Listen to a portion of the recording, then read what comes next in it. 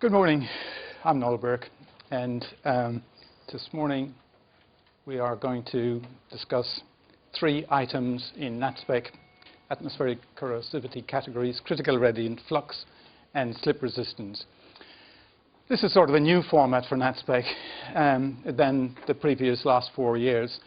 People have asked for more detail, and we've decided to drop into three items. I picked three that I couldn't understand myself as they were going in, and I thought I'd find my way and explain to you how NATSPEC has dealt with the different things that have happened and how that impacts our work sections. So I'm going to break it up into, I'm going to go through atmospheric corrosivity categories. I'm going to identify the work sections in NATSPEC that they relate to. I'm going to drop them down to a few work sections, and we're going to turn that into, which we already have done, into a specification with guidance on, guidance off. And I'm going to do the same for critical radiant flux, what it's about, where it is in NATSPEC, what are the critical work sections, and we picked two there. And the same for slip resistance, which turns up in about 7 or 8 work sections in NATSPEC. We just pick one and we deal with it. And I'm hoping you're going to write the specification for those topics in a particular location. Okay, we'll make up a specification so you see what we think you do. And the big thing, or the big difference between us and you, is that you use our material after we've put it together. And you're designing, and a number of the consultants with us are designing and writing specs as well, which keeps us informed. And other of us are become academic after a while. We know how to analyze the BCA, the new standards that have come in, how to break up a standard, how to drop that into our text. And often we lose what you have, which is grabbing that text and see how you can make sense of it. So what I'll be looking at is what we do and hoping to get back feedback from you about what you do or what you don't like about it. So kicking off, one last thing. On each of these, we've got tech notes. The slip resistance, if you've been following what NATSPEC has been handing out recently, you've got a 2-page one. So that's an issued slip resistance tech note. Tech notes have been developed over the last 4 years, and there's about 24 of them. And they're to save on NATSPEC's commentary and guidance, and so we refer you to the slip resistance and other tech notes. The other two we've drafted. The atmospheric corrosivity category one has been giving us problems ever since a new standard came out last year, the AS4312. Now we've got another 2-page tech note, which is written across it as draft. I'll give you the tech note so you can see, because we're saying, what is the issue about? This is how we think you should be specifying, and you can tell us whether it's right or wrong. Now, all these, before they go out, they go to a panel of people, and you can become them who comment on them. So they don't go out. These are watermarked draft. And the same with critical radiant flux. With critical radiant flux, we had to produce one on all the fire requirements of the BCA, because just to see where critical radiant flux fits into it, basically. And so we can be clear in our own head how we're dealing with all the fire hazard properties in the BCA and where they drop into our work section. So again, it's a 2-page and it's draft. So I'll give those out before we do that exercise at the end on those 3 items. Okay, so I start thinking about atmospheric corrosion. And okay, so we got something that's there for 4,500 years. Why? Because it hasn't got any metal or timber or other things that corrode. And we've got the IM Louvre pyramid, and I'm told by a facade engineer its life up to first maintenance is 30 years. And if you've been following the Pompidou Centre, it didn't make 30 years in Paris. It got to 20 years, and they've renovated it now. And the reason for that was they were expecting about 5,000 per day into it, and 27,000 a day came into it, so it got worn out. So things get worn out. It depends on the material, the wear, and all the rest. So in NATSPEC, we have got this simple little thing in general requirements that kicks off and asks you to determine the atmospheric corrosivity category. Now, NATSPEC has got lots of guidance on how to pick it, and at the end of the day, you pick it. Corrosivity, there's sort of the macro thing of where is it, and then there's the micro thing. Now, we don't know where it is, so the detailed stuff, and if you like, there's a whole lot of standards that have got different ways of calling the categories. You know, if you're going to 3700, you're going to get something different than into 2312, and if you go into the new one, 4312, they're default into the ISO one, and our little tech note shows how they relate to each other.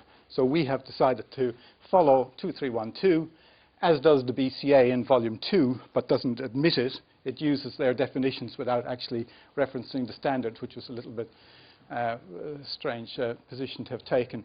So yes, we call for the macro one, and then we allow the work sections to deal with the micro ones. Now, that's as simple as our default is there, which doesn't mean that if you've got a swimming pool in the basement that you can't add for peculiar things, or you've got a bit of industrial, very corrosive rooms or something in that building that you can't add them. We're saying general, this is what it is, and you could pick other categories and add them yourself if you so wished. If you don't want to say what the actual corrosivity is in a particular work section, you've covered yourself, and the builder knows up front that that's what you've decided it's going to be. Okay, so we pop into it, and as you say, and just looking at the development of this 2123, they call themselves different things over the 84 was different. So this particular current version gives these categories. Do you know the design life that you're designing to, or the design life for the actual protective coatings that you're designing to? You do. So will you ever put that down into your general requirements, or do you know yourself? I mean, talking to architects recently, they say, well, our clients wouldn't have a clue. We put in enough time to protect ourselves, was his reply. So 15 to 20 years. And then you think, up to maintenance or replacement? Up to maintenance of whatever protective coatings you got on it. Yep, okay. Well, and here they actually, the 2312 itself gives notions of time, basically. So time is important. We don't have a prompt for time. There's nothing to stop you putting a prompt for time right up front if you wanted to as well. Okay, so there's 2312, and I'm saying we rely on that. Now, last year, this little other one came out, atmospheric corrosivity zones in Australia. And that gave us food for thought. And it's ended up that it's gone in just as a guidance standard in NATSPEC. And all these standards I've brought along, I've just actually brought along where we cite them in NATSPEC. Why? Because it informs. And it does some quite nice things. It gives you a notion of how you might determine what category you were. So you won't be able to read these terribly easy, but they, and it also gives guidance on micro and macro sort of issues and decisions. Now, and so that standard we look at, even though it differs to the ISO standards on categories, we look at it as quite a nice informative if you're dealing with the issue of corrosivity, and it informs this one. So they're talking to each other, nice guidance. This is our open text default standard. Now, the BCA, of course, has its say on these things as well. Oh. Okay, and there's lots of other magazines, if you like. There's lots of other wonderful literature around which is advising on the corrosion magazine. We look at quite a lot, and I've taken some extracts from there. And this whole thing of protecting or predicting lifelines or documents that are there. Okay, so if we go to the BCA, it uses the very same categories, and you look at their little notes, and they're exactly borrowed from 2312. So 2312 sort of lives, if you like. Okay, so these are the ferrous products. Now you could ask, why isn't he going to deal with timber and stone? But I've focused this talk on ferrous products that that corrode, essentially.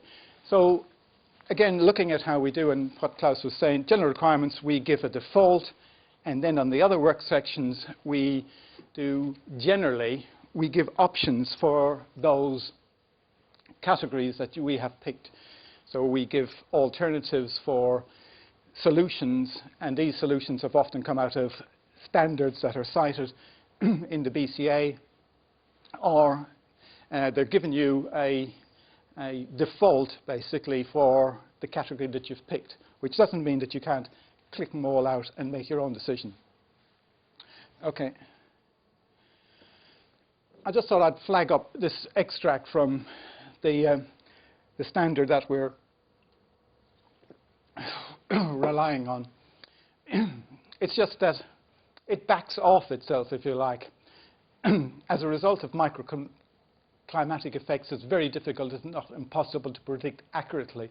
Now, you'll find that sort of expression going through all the standards on corrosivity, but you are the designers at the end of the day, so you've got to make a decision.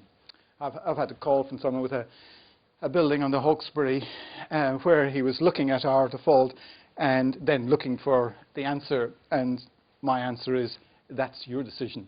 You're the designer. We're giving you places and guidance on how you make that the decision, but we can't make the decision for you. So that's the difference between you and what we do. And then it pops on into interior environments, can also have exceptional things going on with them. So our sort of structural engineer says, go to the site with as much information as you have and look around at what's happening to the other buildings around there on the different sides where they may be more exposed, see what's corroding, and actually make a decision based on these standards and what is happening on that site. Okay, and again, something borrowed from the Corrosion magazine this month, and something that apparently exposed lintel in for a short time, inadequate protection, not complying with the 2366.3, which is cited in the 3700, the masonry standard, and the upshot of it is a whole lot of repair work. So it's very sort of, it's a huge critical issue which you deal with. Okay, and here, just to contrast, the Pompidou Centre I was mentioned early on, I would just love to have known the actual remedial work that went on coatings. Wasn't able to get it basically on time, just to see what did they do to all this metal work hanging on the outside after 20 years, basically. And on the left-hand side, the Harbour Bridge, which I was saying in an earlier run into this presentation, was being continually painted, but I'm told there's pieces of drop-downs if you're going along in your car that you can see that they haven't managed to get at, because this whole bridge, it has to be accessible, and it's all been protected, all the work that they're continually doing.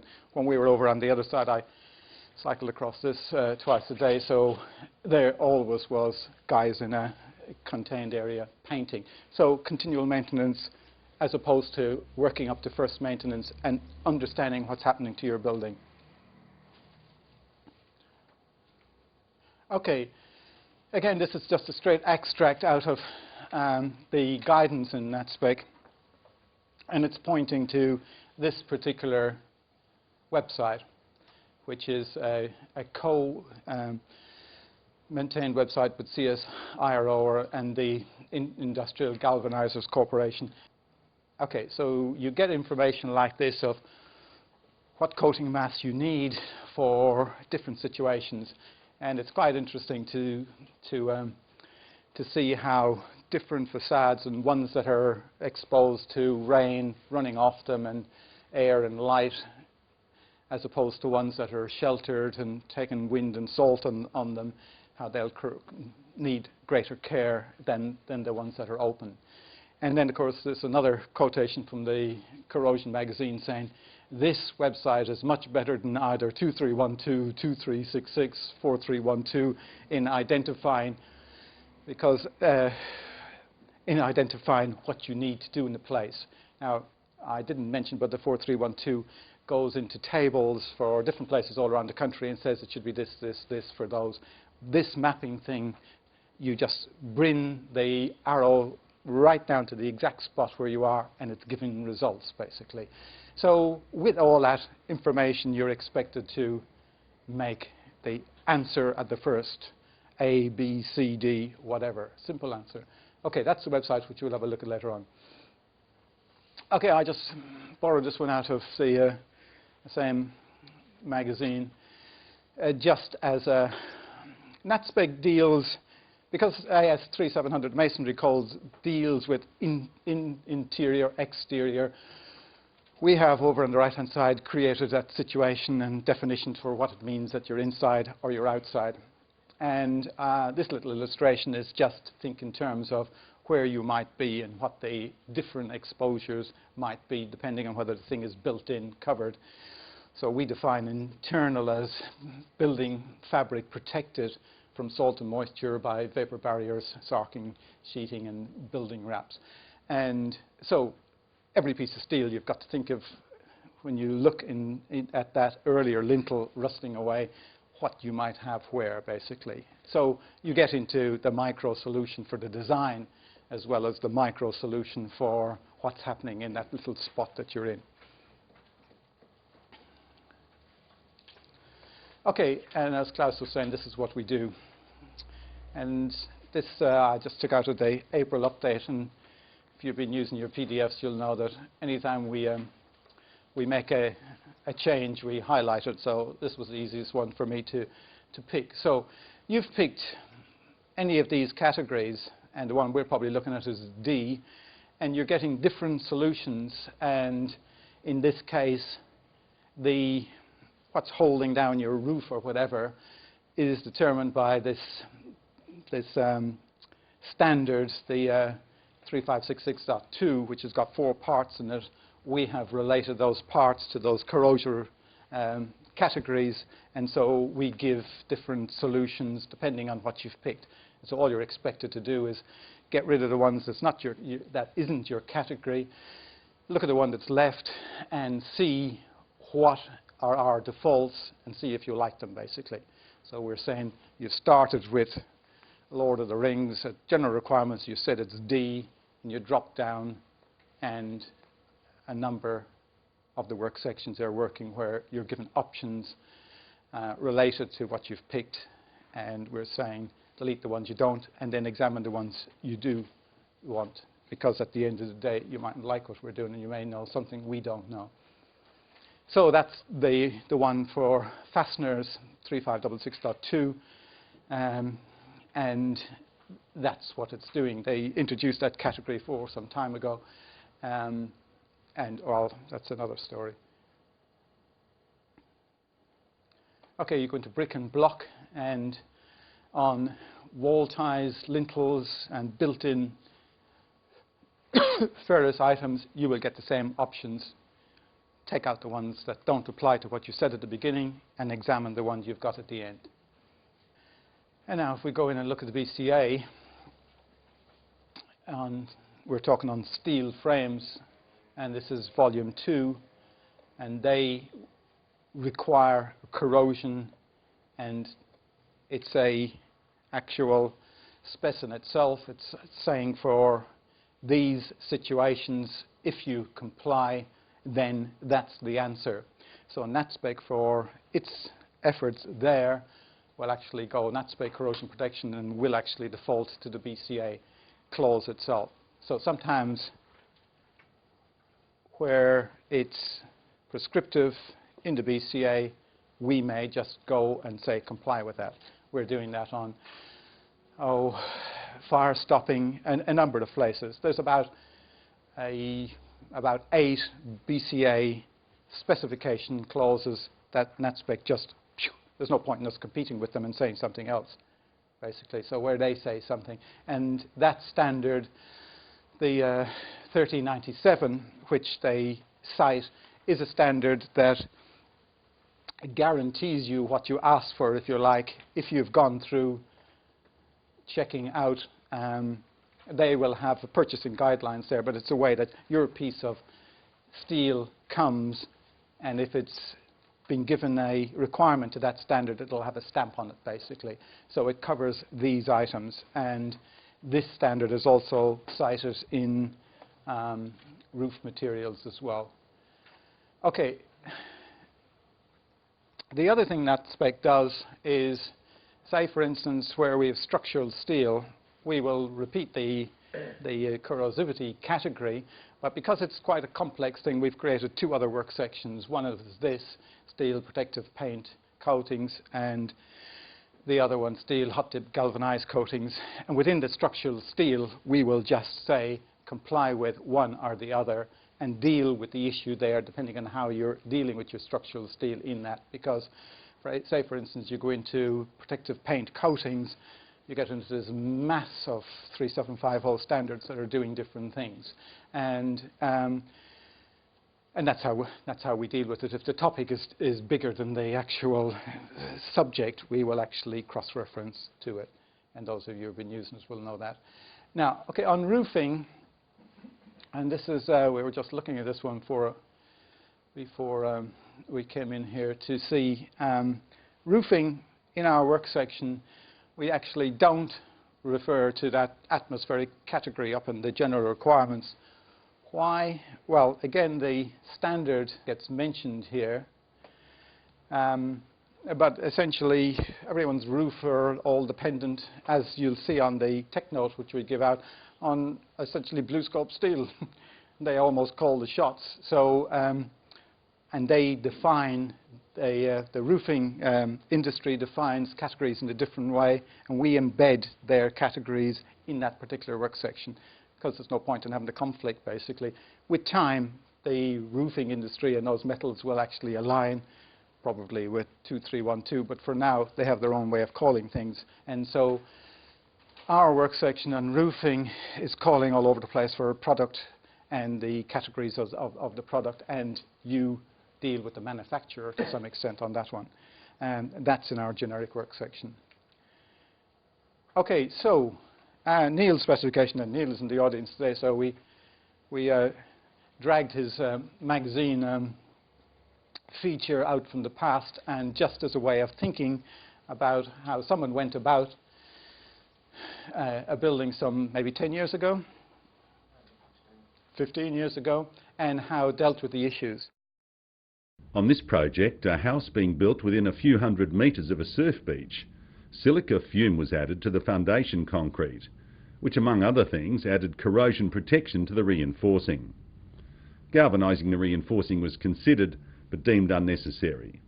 This is sometimes done in marine situations. The steel frame, though fully enclosed, was galvanised. Exterior severe colour bond was used for the roof covering. Balustrading was stainless steel. Eaves, box gutters and downpipes were also stainless steel. Doors and windows were timber with stainless steel hardware.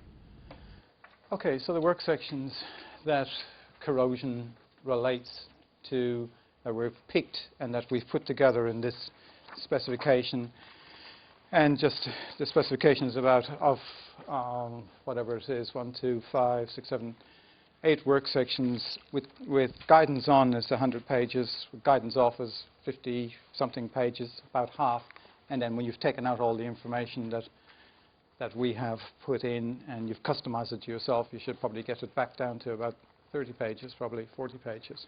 But it starts off quite fat with the guidance on. Even when we were looking at some of these defaults just before we came in where it's given options, and the default was pointing to wall ties, and we were just checking the source of what our default was, and then found stainless steel 314, and having a debate about it, whether it should be 304 or whether it should be there at all.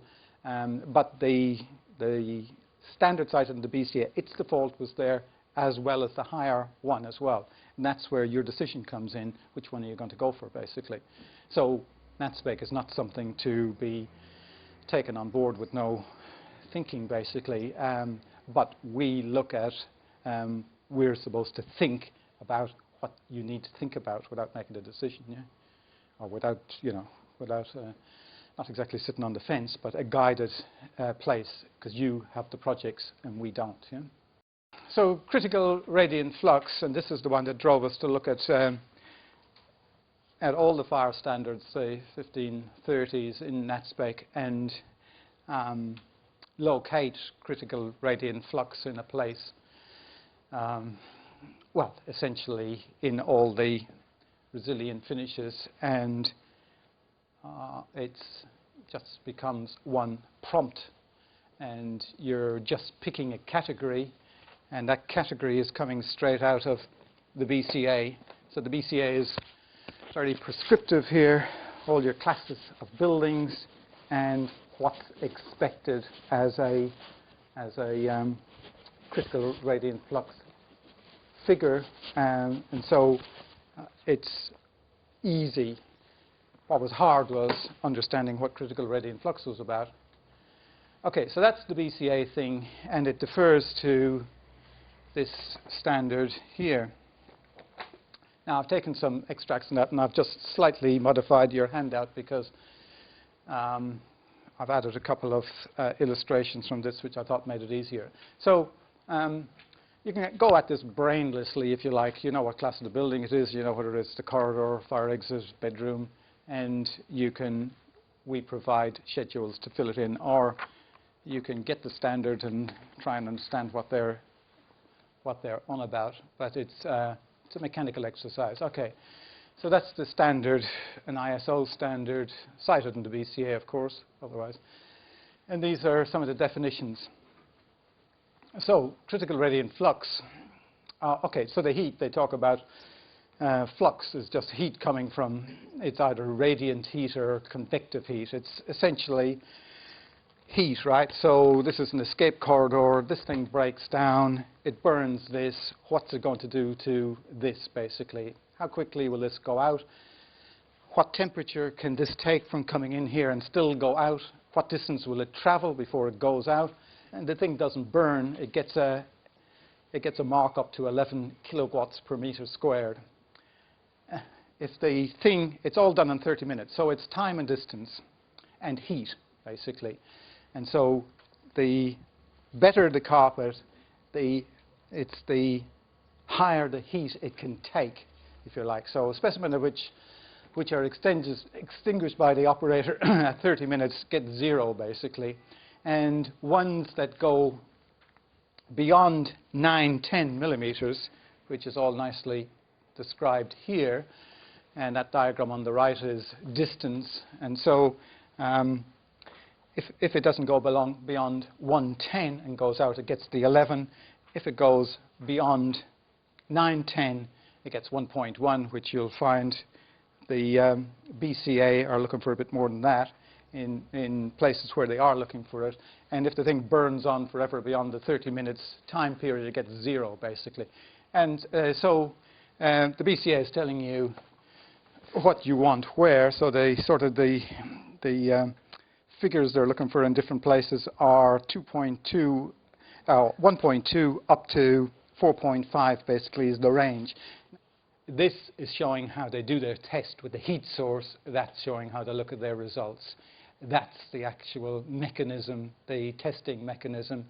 And so no great mystery to it, except that these days it's built into Volume 1. If you're in buildings where the VCA requires that you've got to know what figures to call, basically, and you've got to, well, you will have that table, and these, if you like, you possibly should be able to read on the handout, are how they define things. So it's something to know and to do, and it's a mechanical exercise. Okay, an easy one, as it turned out, yeah? And this is the tech note which we'll be handing out as we look at that, but it'll be down here in flame where critical radiant flux turns up. And we've dealt with all the terms fire-related in the BCA on this. And again, the one you'll get will have watermarked draft. And we hope you'll come back and help us improve it before it goes out. Slip resistance. Okay, so if we look, I suppose over the last 20 years, the the issue has become huge, partly because of litigation, partly because of all these things on the right-hand side popping up all over the place, but they're in position. So slip, because it's potentially a litigious issue, and it's very critical. And what you'll get in NATSPEC are defaults, and again, I've just wrapped them up together on this just to make it a one-slide thing, but we are talking about the various tests and the ones that you can do off-site, and then the ones that you can't do off-site, the ones that are you can only do in situ. So the standards that they relate to are slip-resistant measurement of existing pedestrian surfaces, and it becomes existing once you start using it, which is critical from a contract point of view. In creating this tech note that went out with the October update, extensive consultation happened with the author of this and CSIRO and some of the people in the market, so it got a wide berth of comments. But when you are dealing with this, we will say, even though this is getting a bit long in the tooth now, this should be read, and we know that there's a new draft coming out, but when it does, we wouldn't know. Okay, slip-related work sections will be these. So it turns up quite extensively in NATSPEC, and the only ones we've decided to look at, okay, so that's the slip-resistant ones which we've got here, and we can give them out, and we're just going to look at this particular work section. Moving on to slip resistance, and we've just taken one work section here. So the last paragraph on the on the second page of the slip resistance, accelerated wear testing now available may provide a useful indicator of the potential reduction in slip resistance over time, etc., etc. But we didn't think it fit to drop it in as a default open text at the moment. But this work section and all the slip resistant work sections refer to this. So we make you aware of it without actually dropping it into open text. Yeah? And that's us. Thank you.